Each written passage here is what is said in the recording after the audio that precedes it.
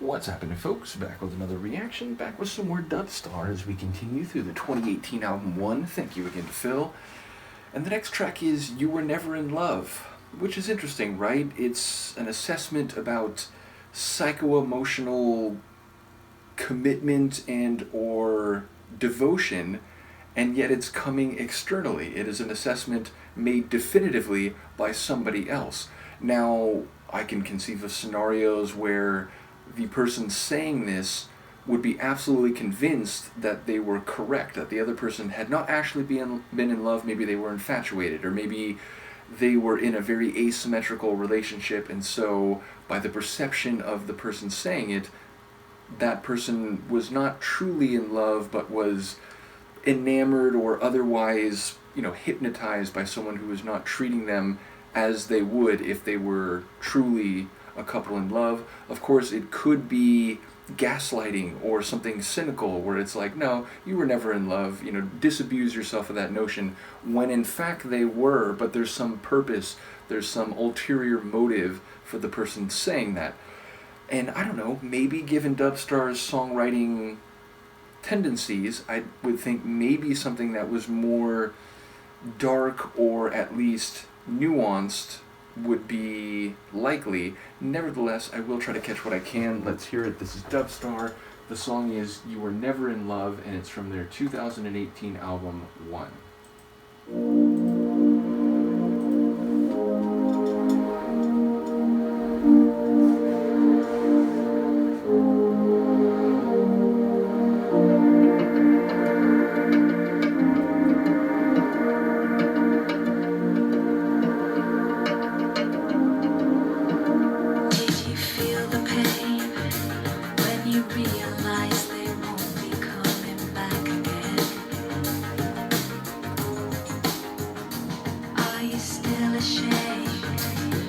You walking home, crestfallen in the pouring rain. Have they let you down, or put themselves around? Did you think you could keep that feeling, soaring high on a dove? Something in their eyes wasn't real enough. You were never in love.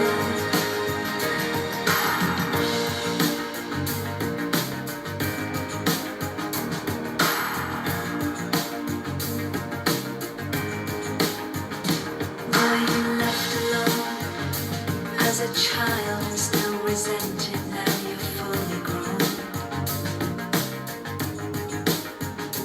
Maybe now and then you will resurrect the pain projected onto them.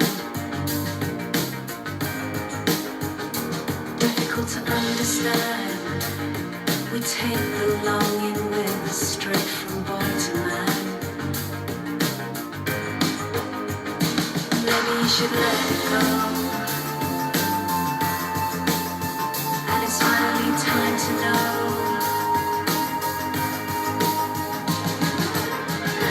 Did you think you could keep that feeling, soaring high on a dove? Something in their eyes wasn't real enough. You were never in love. The more that you reach, the harder to hold. If you grip it or slip through, trying to keep warm's left you in the cold, but realize it may help you. Did you think there'd be flowers where you walked, like heaven fell to the earth? Did you expect to hear music when they talked? You were never in love. It's always best to know, or you won't make room to grow.